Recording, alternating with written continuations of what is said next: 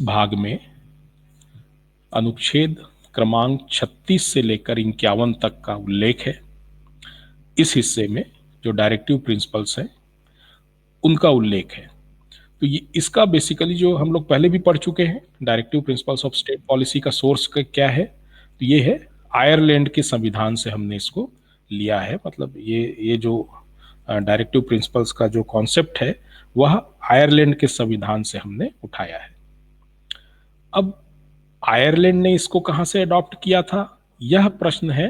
तब इसका उत्तर है कि आयरलैंड ने अपने संविधान में इसे स्पेन के संविधान से उठाया था। तो ये आप लोग को जानना चाहिए। इसका बेसिक मोटिव क्या है, कि बेसिक पर्पस क्या है, इस जो directive principles of state policy है इसका एक सामान्य उद्देश्य क्या है, बेसिक मोटिव क्या है, कि formation of A welfare state.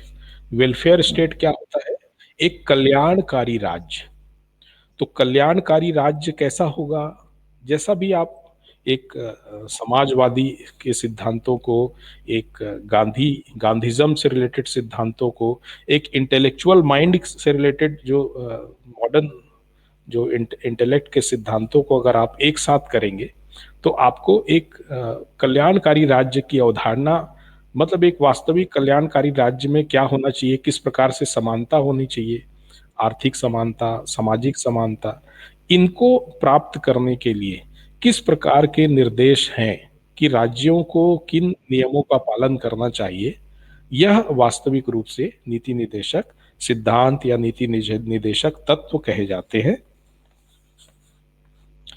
इनकी विशेषताएं अपन देखेंगे थोड़ा सा, इनको समझते हुए साथ साथ में ये जो लिखे हुए हैं उनके शाब्दिक अर्थों को भी थोड़ा समझने का प्रयास कीजिए। यूनिक कॉम्बिनेशन ऑफ, इन जो नीति निर्देशक सिद्धांत है आर्टिकल 36 से लेकर 51, इसमें किस किस प्रकार की अवधारणाएं हैं, तो उनमें आपको मिलेगा सोशलिज्म, समाजवाद से रिलेटेड, गांधीज्म, गांधीवाद से रिलेटेड, वेस्टर्न लिबरलिज्म, कहने का मतलब जो पश्चिमी उदारवाद से रिलेटेड, और ideals of Indian freedom movement, और हमारे जो स्वतंत्रता आंदोलन है उनके जो आइडियल स्टेट है या आइडियल कंडीशन है या एक सिद्धांत है, उनसे रिलेटेड आपको जो कॉन्सेप्ट्स हैं वह इसमें दिखाई देंगे। इनका नेचर कैसा है, ये डायरेक्शंस के नेचर में है, इंस्ट्रक्शंस के नेचर में है। किसके लिए हैं ये इंस्ट्रक्शंस या डायरेक्शंस, राज्य के लिए। नाम से ही आपको समझ में आता है कि ये राज्य के नीति निर्देशक तत्व है। Directive principles of state policy, मतलब स्टेट जो है अपनी पॉलिसी बनाते समय इन चीजों को ध्यान में रखेगा। अब आर्टिकल 37 स्वयं क्या कहता है, मैं इसके बाद एक एक करके आर्टिकल्स को लेकर के आगे बढ़ूंगा, लेकिन यहां पर चर्चा करना आवश्यक है कि आर्टिकल 37 स्वयं क्या कहता है। आर्टिकल 37 स्वयं कहता है, डीपीएसपी कहने का मतलब directive principles of state policy, राज्य के नीति निर्देशक सिद्धांत या नीति निर्देशक तत्व, are not justiciable, are not justiciable, यह न्याय योग्य या फिर इनको कह सकते हैं कि वाद योग्य नहीं है, but are fundamental to the governance of the country, लेकिन ये मूलभूत है। मूलभूत किस आधार पर, भारत के या राज्यों के शासन के लिए ये मूलभूत है। And the state has duty in applying the directive principles of state policies, और राज्यों का यह कर्तव्य होगा कि यह इन्हें अप्लाई करे, इन्हें लागू करे अपने सिद्धांत बनाने में, अपने नियम कानून को तय करने के लिए इन्हें लागू करें। तो अब यहाँ पर इनकी जो विशेषताएं हैं इसको बिल्कुल शॉर्ट में देखेंगे, जो अभी तक हमने देखा और समझा। तो ये जो भाग 4 है आर्टिकल 36 से लेके 51, इसमें ऐसे नीति निर्देशक सिद्धांत हैं, ऐसे प्रिंसिपल्स हैं, इन बातों का उल्लेख है जिसको राज्य जो है अपना नियम या कानून बनाते समय ध्यान में रखेगा, यथासंभव इसके पालन करने के लिए इसे ध्यान में रखेगा। इनका वास्तविक उद्देश्य क्या है, न्याय में उच्च आदर्श को प्राप्त करना, एक मतलब हाई लेवल का आइडियलिज्म, एक बहुत ही उच्च आदर्श को प्राप्त करना, स्वतंत्रता और समानता को बनाए रखना, जैसा कि संविधान के प्रस्तावना में ही ये बात परिकल्पित है, लिखा हुआ है कि इनका जो उद्देश्य है वो एक प्रकार से लोक कल्याणकारी राज्य की स्थापना करने का है, पब्लिक वेलफेयर स्टेट की स्थापना करने का है, ना कि एक पुलिस राज्य के रूप में स्थापना।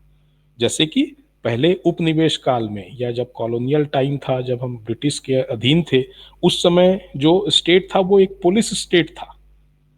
फिर धीरे धीरे जो परिवर्तन हुआ और अंतिम रूप से जब संविधान हमने स्वयं निर्माण किया, तो वहां पर हमने एक लोक कल्याणकारी राज्य का स्वप्न देखा और उसे इन अन्य जो राइट्स हैं और अन्य जो प्रावधान है उसके साथ साथ राज्य के लिए नीति निदेशक सिद्धांत के रूप में एक उच्च स्तर, उच्च आदर्श के स्तर के लिए, एक उच्च आदर्श के स्तर को प्राप्त करने के लिए एक आर्थिक और सामाजिक लोकतंत्र की स्थापना के उद्देश्य से हमने इन जो सिद्धांतों को यहाँ पर रखा है, जो कि लोक कल्याणकारी राज्य के स्थापना की ओर एक बड़ा कदम है। ये गैर न्यायोचित है, वाद योग्य नहीं है।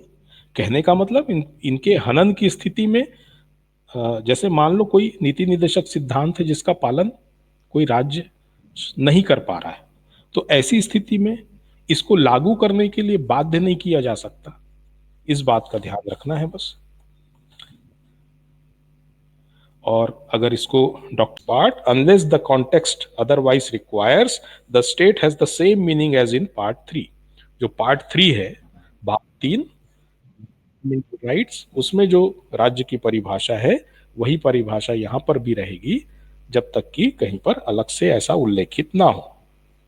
अब आर्टिकल 37 मैंने अभी थोड़ी देर पहले इसके बारे में बात की थी कि आर्टिकल 37 स्वयं क्या कहता है।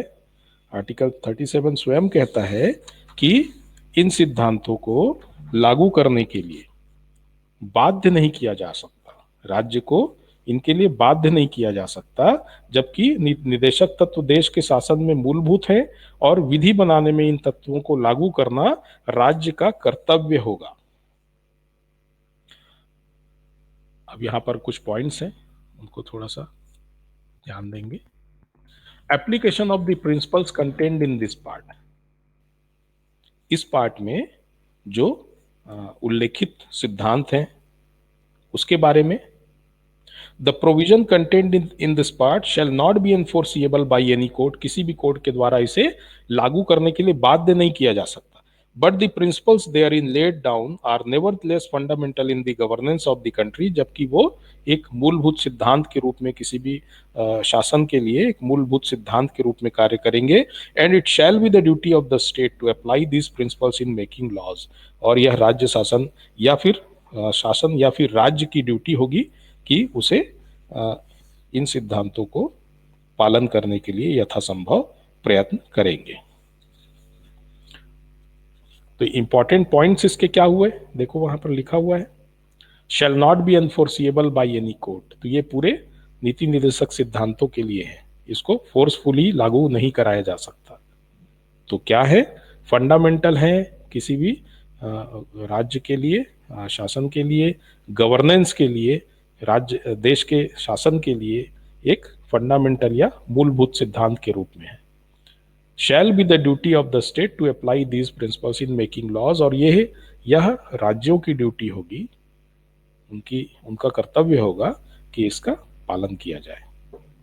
अब नेक्स्ट है article 38, state to secure a social order for the promotion of welfare of the people. State to secure social order for the promotion of welfare of the people, लोक कल्याण की अभिवृद्धि के लिए सामाजिक, आर्थिक और राजनीतिक न्याय द्वारा सामाजिक व्यवस्था सुनिश्चित करना और आय, प्रतिष्ठा, सुविधाओं और अवसरों की असमानता को समाप्त करना। देखिए, ये एक प्रकार का आर्टिकल 38 जो है समाजवादी सिद्धांत है। तो ये अलग अलग आर्टिकल्स जब जहां पर आएंगे वो किस प्रकार का सिद्धांत है, क्या वह समाजवादी सिद्धांत है उसके बारे में उल्लेख करूंगा मैं, क्या वह गांधीवादी सिद्धांत से प्रभावित है, क्या वह उदार बौद्धिक सिद्धांत से प्रभावित है, इस बारे में मैं आपको वहीं पर चर्चा करूंगा प्रत्येक आर्टिकल्स के पास। तो आर्टिकल नंबर 38 जो है,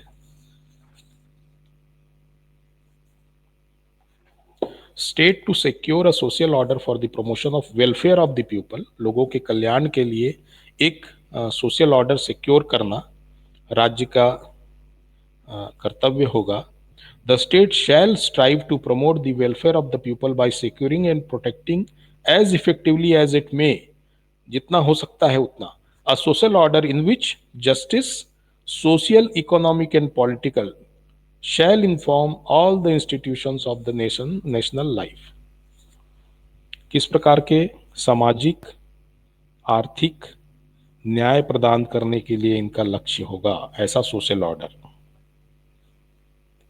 the state shall in particular strive to minimize the inequalities in income and endeavor to eliminate inequalities in status, facilities and opportunities, not only amongst individuals but also amongst groups of people residing in different areas or engaged in different vocations।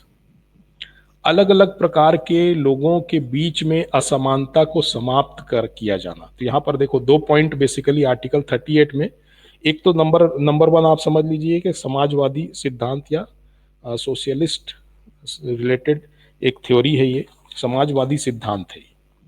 तो इसमें राज्य को लोक कल्याण की अभिवृद्धि करना है, तो एक ऐसा सामाजिक व्यवस्था कायम करना है जिसमें कि एक इक्वालिटी हो। कैसे प्रकार की समानता? जिसमें जस्टिस हो, न्याय हो, सोशल, इकोनॉमिक, पॉलिटिकल इक्वालिटी की बात हो, इस प्रकार की समानता हो। और यहीं पर दूसरी बात यहाँ पर देखिए, सेकंड पॉइंट यहाँ पर दिख रहा है कि टू मिनिमाइज द इनइक्वालिटीज, जो असमानताएं हैं उसको कम से कम किया जाना। तो असमानता किन चीजों पर हो सकता है?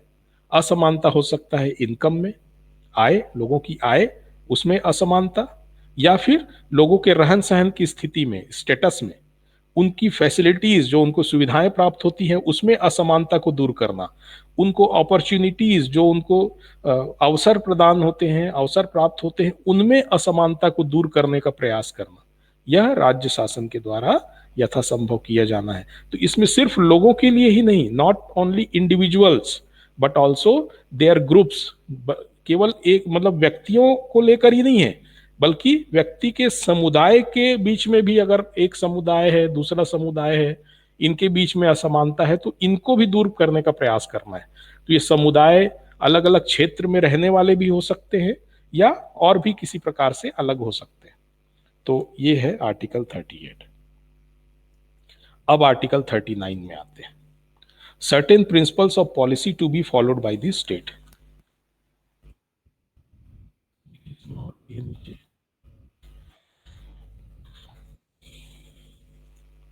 The state shall in particular directs its policy towards securing। अब स्टेट और क्या प्रयास करेगा इसके बारे में देखिए। Number one, that the citizen, men and women equally have the right to an adequate means of livelihood। तो right to an adequate means of livelihood, उनको जीवन यापन करने के लिए एक उचित अवसर उपलब्ध होना चाहिए। एडिक्वेट मीन्स होना चाहिए, पर्याप्त साधन होना चाहिए जीवन यापन करने के लिए। B, that the ownership and control of the material resources of the community are so distributed as best to subserve the common good. जो ओनरशिप और कंट्रोल है किसका? मटेरियल रिसोर्सेस का, संसाधन का जो कंट्रोल है वो एक समान वितरित होना चाहिए। इसका point number C, operation of, that the operation of the economic system does not result in the concentration of wealth and means of production to the common detriment। जो इकोनॉमिक सिस्टम है, जो आर्थिक जो क्रियाकलाप या फिर जो एक्टिविटीज हैं, वो इस प्रकार से ना हो कि जो वेल्थ है या फिर रिसोर्सेस हैं उनका कंसंट्रेशन या फिर संसाधन है, जो आर्थिक संसाधन है, वह कुछ एक के हाथ में केंद्रित हो, इस प्रकार से नहीं होना चाहिए, या मीन्स ऑफ प्रोडक्शन है, जो उत्पादन के साधन है, वह भी केंद्रीकृत नहीं होना चाहिए, यानी कुछ एक के हाथ में केंद्रित नहीं होना चाहिए। D, that there is equal pay for equal work for both man and women. तो पुरुष और महिलाओं के लिए एक समान काम के लिए एक समान वेतन का निर्धारण। तो ये इंपॉर्टेंट है, आप यहां पर ध्यान रखेंगे 39D, ये मोस्ट इंपॉर्टेंट है यहां पर 39D, equal pay for equal work for man and women. ये यहां से क्वेश्चन पूछ लेता है। इन जनरल इसको पढ़े रहो आप लोग, तो थोड़ा सा दिमाग में एक आइडिया होगा, और कई बार आप ऐसे टाइप कुछ क्वेश्चंस लिखते हैं तो उसमें कुछ आप ऐड कर पाते हैं, उसमें कुछ अच्छी बातें लिख पाते हैं अगर कुछ क्लास में सुने रहते हैं तो। E, that the health and strength of the workers, जो कामगार हैं, जो श्रमिक हैं, कामगार हैं, कार्य करने वाले जो सेक्शन है, उनके हेल्थ और स्ट्रेंथ के लिए, उनके स्वास्थ्य के लिए और उनकी मजबूती के लिए, मेन एंड वुमेन इनके लिए भी, and the tender age of the children are not abused, और जो बच्चों का जो छोटी उम्र होता है, कम उम्र, उनका जो है दुरुपयोग नहीं होना चाहिए, उनको एब्यूज नहीं होना चाहिए।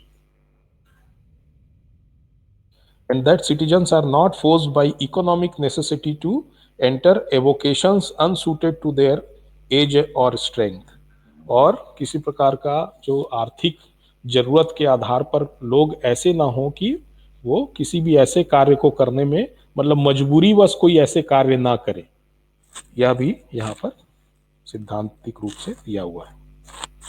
F, that children are given opportunities and facilities to develop in a healthy manner and in conditions of freedom and dignity, and that childhood and youth are protected against exploitation and against moral and material abandonment। कुल मिलाकर के कि बच्चों के welfare के लिए कार्य करना है, उनके जो उनको बेसिक जो सुविधाएं हैं वो प्रदान किया जाना है, उनकी स्वतंत्रता, उनकी डिग्निटी कायम रहे, उनका जो बचपन है वो शोषण में ना बीते, यह बेसिकली है। तो ये कैसे सिद्धांत होंगे, अगर आप इसको पढ़ेंगे तो आर्टिकल 39 जो है वो 39 है वो समाजवादी सिद्धांत है। समाजवाद के सिद्धांत में क्या होगा कि सभी, इसमें अब एक जिस्ट में बता रहा हूं आपको, सभी नागरिकों को जीविका के पर्याप्त साधन प्राप्त करने का अधिकार है, सामूहिक हित के लिए समुदाय के भौतिक संसाधन का सम वितरण होना चाहिए, जो भौतिक संसाधन स्टेट के पास उपलब्ध हैं उनका एक समान वितरण होना चाहिए जो सबके हित में हो, धन और उत्पादन के जो साधन हैं उनका संकेंद्रण ना हो, कुछ एक के हाथ में केंद्रित ना हो करके एक प्रॉपरली डिस्ट्रीब्यूशन होना चाहिए जिसका लाभ हर एक समाज के हर एक तबके के लोगों को, हर एक लेवल के लोगों तक पहुंच सके। पुरुषों और स्त्रियों को समान कार्य के लिए एक समान वेतन मिलना चाहिए। कर्मकारों के स्वास्थ्य और जो वर्कर्स हैं उनके स्वास्थ्य और शक्ति तथा बालकों के अवस्था के दुरुपयोग से संरक्षण होना चाहिए, उनके अवस्था पे कोई किसी प्रकार का दुरुपयोग ना हो, उनका संरक्षण होना चाहिए। बालकों को स्वास्थ्य के विकास के अवसर प्राप्त होने चाहिए। अब यहां पर एक आर्टिकल 39A जुड़ा है, तो 39A है मतलब वो बाद में जुड़ा है, सीधी सी बात है। ऐसे जो आर्टिकल्स हमको मिलते हैं अलग से ABC करके, वो नॉर्मली बाद में ही जुड़ा हुआ होता है।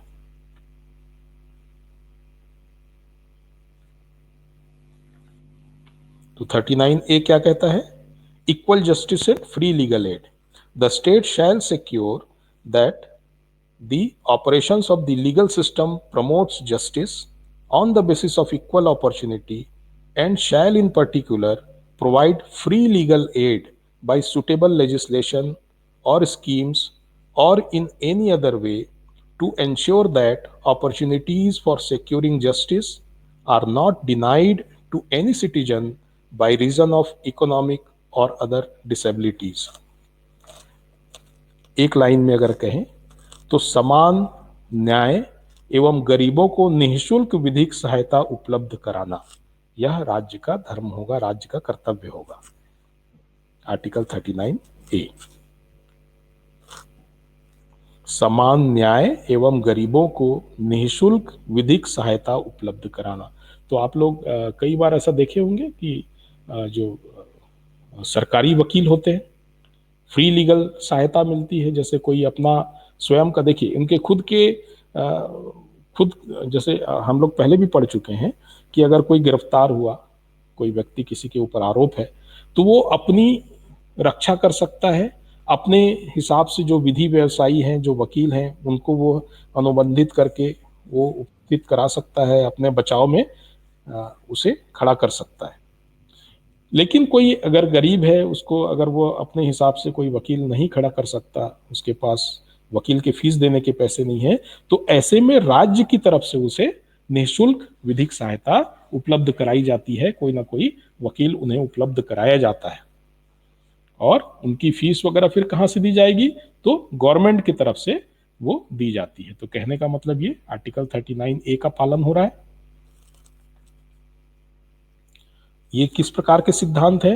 आर्टिकल 39 से रिलेटेड सभी समाजवादी सिद्धांत है।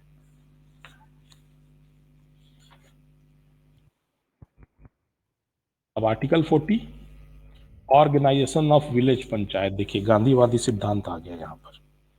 विलेज पंचायत, जो पंचायती राज का सिस्टम है, पंचायती राज की परिकल्पना है, ये गांधी जी के जो स्वप्न था डिसेंट्रलाइजेशन का, उनका जो स्वप्न था, सत्ता का जो विकेंद्रीकरण की जो बात थी, वो उस पर आधारित है। तो ये जो आर्टिकल 40 है, ऑर्गेनाइजेशन ऑफ विलेज पंचायत, ये गांधीवादी सिद्धांत पर आधारित है।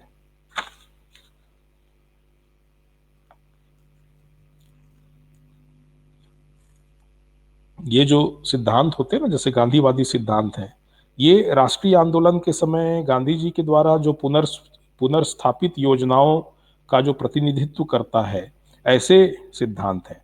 ये गांधी जी के सपनों को साकार करने के लिए उनके जो कुछ विचार हैं, उनको निदेशक तत्व के रूप में शामिल किया गया है। इस प्रकार से ये गांधीवादी सिद्धांत है। और राज्यों से क्या अपेक्षा की जाती है कि ग्राम पंचायतों का गठन करेंगे और उन्हें आवश्यक शक्तियां प्रदान करके स्व सरकार की इकाई के रूप में कार्य करने के लिए शक्ति प्रदान करेंगे। तो देखिए ग्राम पंचायत के गठन का जो प्रावधान है, ये शुरू से है आर्टिकल 40 में। लेकिन हमने क्या देखा उसको, कि वो 1992 में जाकर के 73वां और 74वां संविधान संशोधन से जो पंचायत और जो म्यूनिसिपालिटीज हैं, उसका जो वो किया गया, और उसमें उसके लिए अलग से अनुसूची जोड़ा गया, और तब जाकर के वो शुरू हुआ। तो article 40, the state shall take steps to organise village panchayats and endow them with such powers and authority as may be necessary to enable them to function as units of self government। स्वयं द्वारा एक government यानी एक जो शासन की पद, मतलब स्वयं के लिए, जैसे स्वयं के संसाधन, उसमें जैसे कुछ नंबर ऑफ सब्जेक्ट्स उनको एलोकेटेड है, तो वो उसका स्वयं उसका वो करेंगे, उसको मैनेज करेंगे, जो रिसोर्सेस हैं उसको। तो एक प्रकार से सेल्फ गवर्नेंस की जो बात है, मतलब जो लोग हैं, अब जैसे ग्राम सभा है, तो ग्राम सभा में सभी जो ग्राम के एडल्ट मेंबर्स हैं, सभी उसके मेंबर्स हैं, तो सब लोग मिल करके किसी निर्णय पे पहुंचेंगे, और कोई कार्य किया जाना है उस पर बात करेंगे। तो एक प्रकार से ये लोगों की डायरेक्ट सहभागिता को सुनिश्चित करता है। इसके बाद article number 41, right to work, to education and to public assistance in certain cases. इसको पढ़ रहा हूं मैं।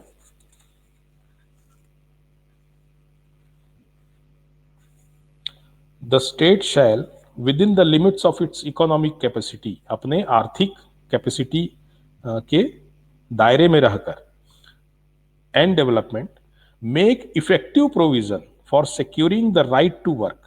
एक इफेक्टिव प्रोविजन बनाएगा, ऐसे प्रावधान करेंगे, क्या सिक्योर करने के लिए? Right to work, to education and to public assistance in cases of unemployment, old age, sickness and disablement, and in other cases of undeserved want। Unemployment मतलब बेरोजगारी, ओल्ड एज वृद्धावस्था, सिकनेस जो बीमारी की स्थिति है, डिसेबलमेंट कहने का मतलब जो किसी प्रकार का एक्स्ट्रा एबलमेंट है, कहने का मतलब कोई अगर असमर्थ है शारीरिक रूप से, तो ऐसे केसेस में, या फिर और भी कोई इस प्रकार के केस हो, तो उन केसेस में राज्य को विशेष रूप से प्रावधान करने हैं उनके काम को लेकर के, उनकी शिक्षा को लेकर के, और उनको लोक सहायता प्रदान करने को लेकर के किसी प्रकार का ऐसी कोई स्थिति ना हो जिससे इन्हें वंचित होना पड़े। तो ये जो आर्टिकल नंबर 41 है, ये समाजवादी सिद्धांत के ऊपर आधारित है। इसको अगर शॉर्ट शब्दों में कहेंगे तो काम पाने के, शिक्षा पाने के और बुढ़ापा, बीमारी, बेकारी या फिर अनएम्प्लॉयमेंट और निशक्तता की दशाओं में लोक सहायता पाने के अधिकार को संरक्षित करता है। यह कहने का मतलब ये जो 4 तबके दिए हैं कि बेकारी, अनएम्प्लॉयमेंट है, बुढ़ापा है, बीमारी है या निशक्तता है, तो ऐसे केसेस में इन्हें काम पाने का अधिकार है, शिक्षा पाने का अधिकार है और निःशुल्क सहायता या फिर लोक सहायता पाने का इन्हें अधिकार है। तो ये हो गया आर्टिकल नंबर 41, और ये आएगा किसके दायरे में? एक समाजवादी सिद्धांत के रूप में इसे समझ सकते हैं। लेकिन यहाँ पर देखिए, यहाँ पर एक बात यह भी कहा गया है कि ऐसा करने का प्रयास शासन करेगा, लेकिन अपने आर्थिक दायरे को देख करके। भाई जितना चादर है उतना ही पैर फैलाना उचित होता है। Article number 42, provisions for just and humane conditions of work and maternity relief.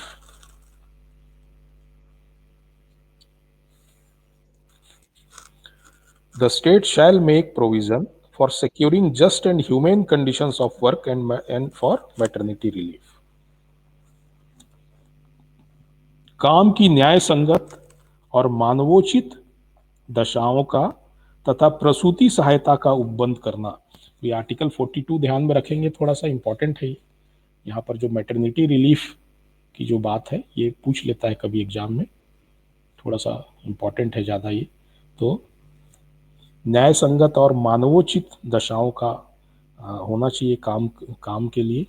तो कहने का मतलब जहाँ पर वही जैसे कोई फैक्ट्री में काम करना है तो वहाँ पर जो भी रूल्स एंड रेगुलेशंस है उसके हिसाब से, मान लो किसी को कोई मतलब ऐसा काम ना करे जिससे उसको उसके स्वास्थ्यगत परेशानी होने की बात हो या उसको किसी प्रकार का बड़ा नुकसान हो सके, उसको एक प्रॉपर सेटअप के साथ में, जैसे मान लो हेलमेट लगाना जरूरी है तो हेलमेट या अदर जो सेफ्टी इंस्ट्रूमेंट्स हैं, प्रिकॉशंस लेते हुए ऐसा काम करने के लिए, तो ये होता है जस्ट एंड ह्यूमन कंडीशन का एक एग्जाम्पल।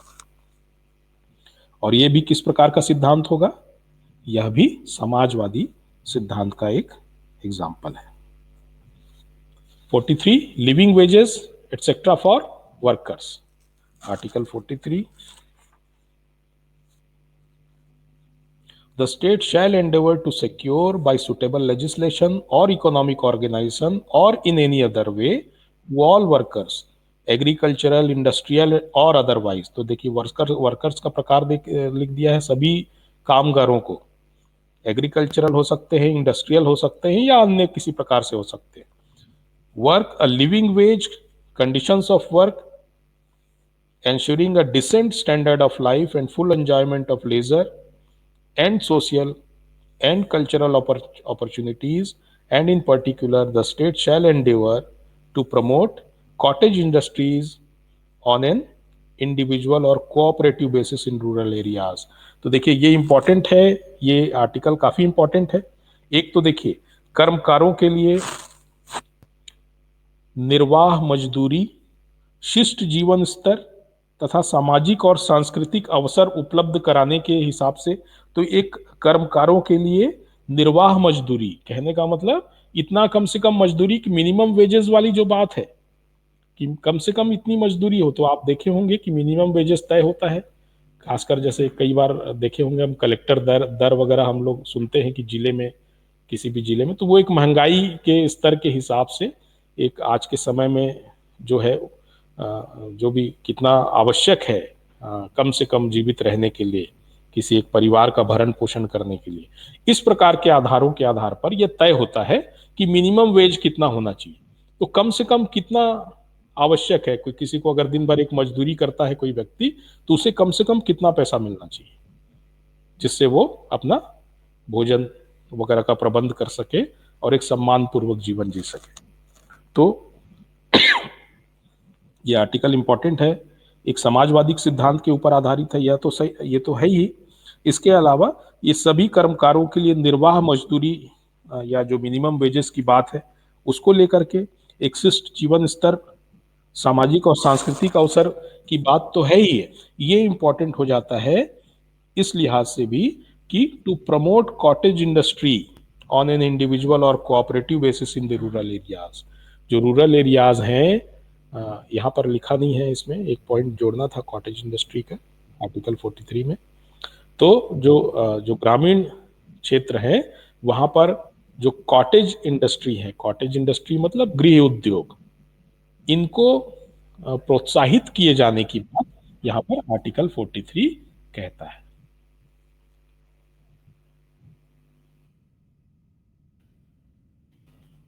आर्टिकल नंबर 43A, अब देखिए 43 में हो गया, अब 43A, participation of workers in management of industries.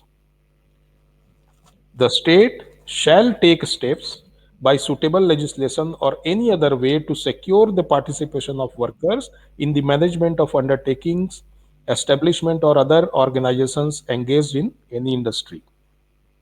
43A, उद्योगों के प्रबंध में कर्मकारों के भाग लेने के लिए कदम उठाना। तो उद्योगों के प्रबंध में कर्मकार जो हैं, जो वर्कर्स हैं, वह भाग लेंगे तो उससे क्या है, वास्तविक रूप से उन्हें उनका अधिकार मिलेगा और उनका शोषण नहीं होगा, या इसके पीछे बेसिक तर्क है।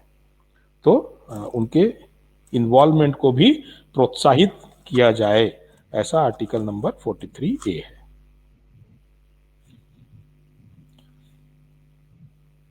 उसके बाद देखिए आर्टिकल नंबर 43B, तो ये पॉइंट ज्यादा इंपॉर्टेंट है, regarding cooperative committee. Article number 43B ये है रिगार्डिंग कोऑपरेटिव कमिटी। कहने का मतलब जो सहकारी समितियों हैं उनके स्वैच्छिक गठन, स्वायत्त संचालन, लोकतांत्रिक निमंत्रण तथा व्यावसायिक प्रबंधन को बढ़ावा देने का प्रयास राज्य करेगा। यह आर्टिकल 43B है।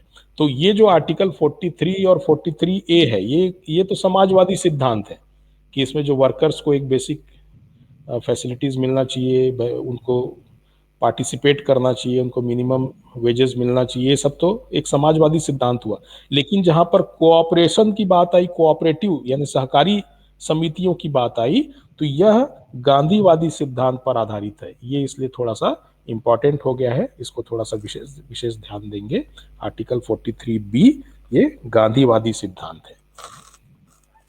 अब इसके बाद article 44, uniform civil code for the citizens. इसके ऊपर भी हल्ला बीच बीच में चलते रहता है कि एक समान संहिता होना चाहिए करके। The state shall endeavour to secure for the citizens a uniform civil code throughout the territory of India. पूरे देश में, पूरे संपूर्ण भारत में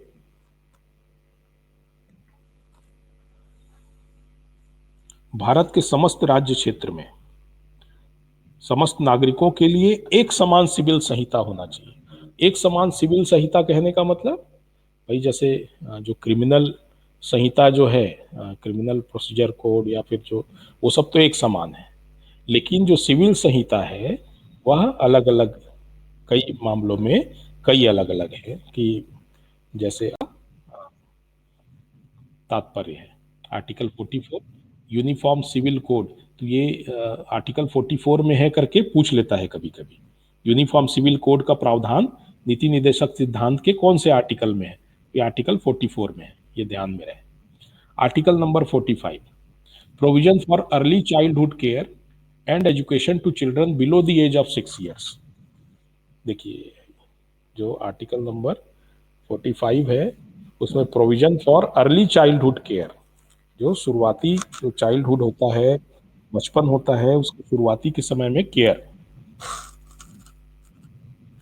सभी बालकों को 14 वर्ष की आयु पूरी करने तक निःशुल्क और अनिवार्य शिक्षा देने का जो प्रावधान है वह बेसिकली इसी आर्टिकल 44 में 45 में है, आर्टिकल 45 में है।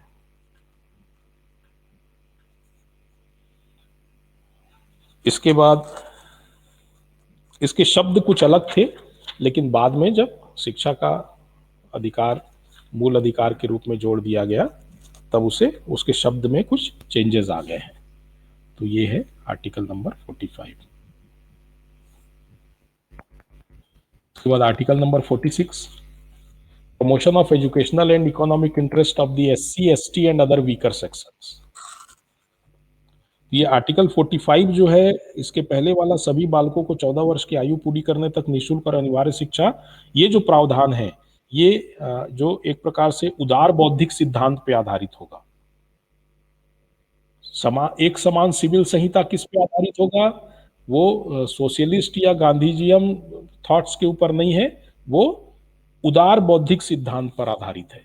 तो 44 और 45 ये उदार बौद्धिक सिद्धांत के ऊपर आधारित आर्टिकल्स हैं।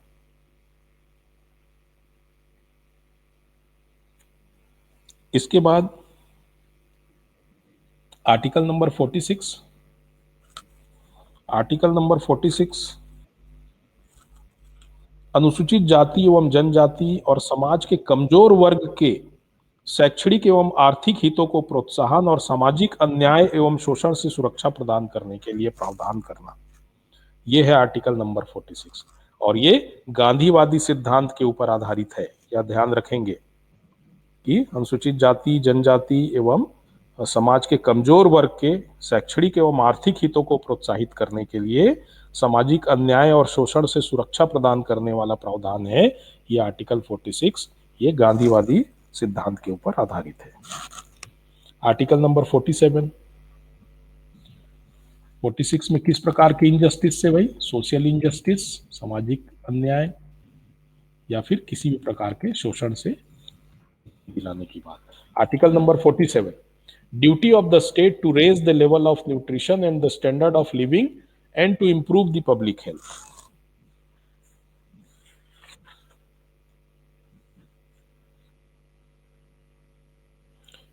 यहां पर आर्टिकल नंबर 47 स्वास्थ्य के लिए नुकसानदायक नशीली दवाओं, मदिरा, ड्रग के औषधि प्रयोजनों से भिन्न उपभोग पर प्रतिबंध वाला भी एक फैक्टर है। तो ये 47 के दो पार्ट हैं, एक साथ दिया हुआ है लेकिन अपने आप में दो पार्ट है। पहला वाला जो पार्ट कहता है duty of the state to raise the level of nutrition and the standard of living and to improve the public health, ये एक समाजवादी सिद्धांत है।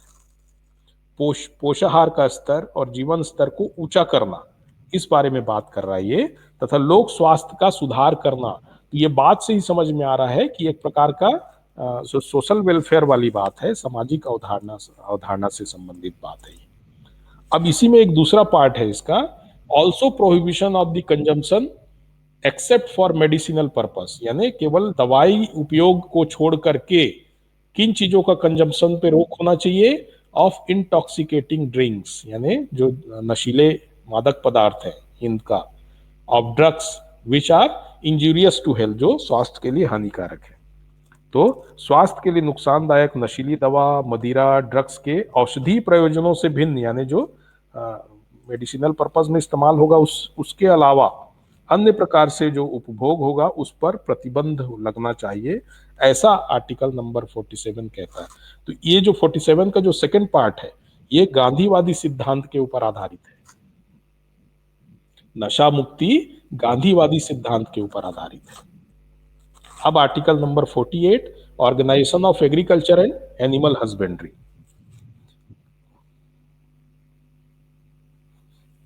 तो आर्टिकल नंबर जो 48 है, कृषि और पशुपालन को आधुनिक और वैज्ञानिक प्रणालियों से करना। तो देखो इसके भी आर्टिकल नंबर 48 के भी दो पार्ट हैं। पहला ही भाग में the state shall endeavour to organise agriculture and animal husbandry on modern and scientific lines. तो एनिमल हस्बेंड्री और एग्रीकल्चर को कैसे ऑर्गेनाइज करने की कोशिश करेगा? मॉडर्न एंड साइंटिफिक लाइन से, आधुनिक पद्धति के आधार पर और वैज्ञानिक प्रणालियों के आधार पर करने का प्रयास करेगा। ये आर्टिकल 48 ये कैसा सिद्धांत है? उदार बौद्धिक सिद्धांत है। इसका सेकेंड पार्ट क्या कहता है? And shall in particular take steps for preserving and improving the breeds and prohibiting the slaughter of cows and calves and other milk and draught cattle. गाय, बछड़ा और अन्य दुधारू पशुओं की बलि पर रोक और उनकी नस्लों में सुधार को प्रोत्साहित करेगा शासन। यह कह रहा है, यह आर्टिकल नंबर 48 का ही जो दूसरा पार्ट है, यह गांधीवादी सिद्धांत पर आधारित है। तो आर्टिकल 48 का पहला पार्ट क्या हुआ? देखिए, ए बी पे नहीं गया हूं अभी ना, आर्टिकल 48 का स्वयं में ही कृषि और पशुपालन को आधुनिक और वैज्ञानिक प्रणालियों से आच्छादित किया जाना है। ये आर्टिकल 48 का जो प्रावधान है उदार बौद्धिक सिद्धांत है। और गाय, बछड़ा और अन्य दुधारू पशुओं की बलि पर रोक और उसकी नस्ल में सुधार को प्रोत्साहन किया जाना है, ये आर्टिकल 48 का ही पार्ट है, अगले भाग में दिया हुआ इसी में ही। और ये गांधीवादी सिद्धांत के ऊपर आधारित है। अब इसका एक आर्टिकल 48 का ए है, article 48 A, protection and improvement of environment and safeguarding of forests and wild life. पर्यावरण का संरक्षण तथा संवर्धन और वन तथा वन्य जीवों की रक्षा। ये एक बहुत ही इंपॉर्टेंट आर्टिकल है, ये ध्यान में रखेंगे। आर्टिकल 48 ए, पर्यावरण संवर्धन, संरक्षण और वन एवं वन्य जीवों की रक्षा, ये उदार बौद्धिक सिद्धांतों में से एक है। और ये आपको याद भी रखना है, ये आर्टिकल को।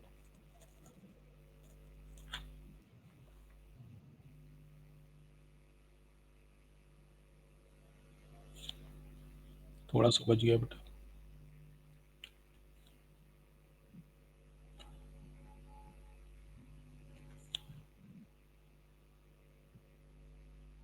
Article number 49, protection of monuments and places and objects of national importance.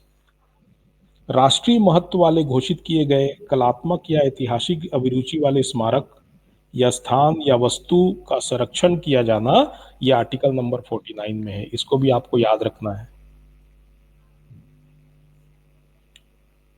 फिर article number 50, separation of judiciary from executive. राज्य की लोक सेवाओं में न्यायपालिका को कार्यपालिका से पृथक करना। न्यायपालिका और कार्यपालिका पृथक रहे, ये आर्टिकल नंबर 49 में, यानी इसमें एक दूसरे का दखल ना हो, ये आर्टिकल नंबर 50 में है। तो ये जो 49 और 50 है, 49 में क्या है कि नेशनल इंपॉर्टेंस के मॉन्यूमेंट्स और प्लेसेस है, उनका प्रिजर्वेशन, उनका प्रोटेक्शन। 50 में क्या है कि जो जुडिशरी है उनको, एग्जीक्यूटिव, ये अलग अलग रहे, न्यायपालिका जो है कार्यपालिका से पृथक रहे, उनका एक दूसरे में दखल ना रहे, जिससे कि जो न्यायिक स्वतंत्रता बरकरार रहे। ये 49 और 50 जो है उदार बौद्धिक सिद्धांत के ऊपर आधारित है। और जो 51 है, यह भी उदार बौद्धिक सिद्धांत के ऊपर आधारित है। यह कहता है कि promotion of international peace and security, अंतर्राष्ट्रीय शांति और सुरक्षा की अभिवृद्धि, यह किया जाना। राष्ट्रों के बीच में न्यायपूर्ण और सम्मानपूर्ण संबंधों को बनाए रखना, अंतर्राष्ट्रीय विधि और संधि बाध्यताओं के प्रति आदर को बढ़ाना और अंतर्राष्ट्रीय विवादों को मध्यस्थता द्वारा निपटाने को प्रोत्साहित किया जाना, यह आर्टिकल नंबर 51। तो बेसिकली आप लोग इसको इंटरनेशनल पीस एंड सिक्योरिटी के हिसाब से याद रखो, यह आर्टिकल भी आपको याद हो जाएगा। तो ये हुए आपके बेसिकली जो नीति निदेशक सिद्धांत है। इसमें मैं एक आपको छोटी सी बात जो बताना चाह रहा हूँ, आप लोग को जानना चाहिए कि फंडामेंटल राइट्स और directive principles of state policy के बीच में बेसिकली अंतर क्या हुआ। तो नंबर 1 अंतर क्या है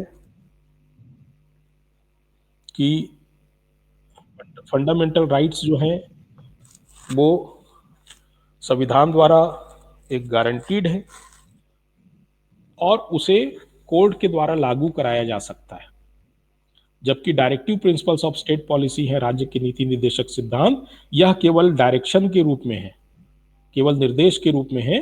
इन्हें लागू करने के लिए यथासंभव प्रयास शासन करेगा, लेकिन वहां पर रिसोर्सेस वगैरह कुछ भी आड़े आ सकता है उनके, तो यथासंभव प्रयास करेगा, लेकिन इसे लागू करने के लिए कोर्ट के द्वारा बाध्य नहीं किया जा सकता। एक दूसरी बात है कि जो फंडामेंटल राइट्स हैं, मौलिक अधिकार, वो पॉलिटिकल डेमोक्रेसी के रूप में स्थापित सिद्धांत है।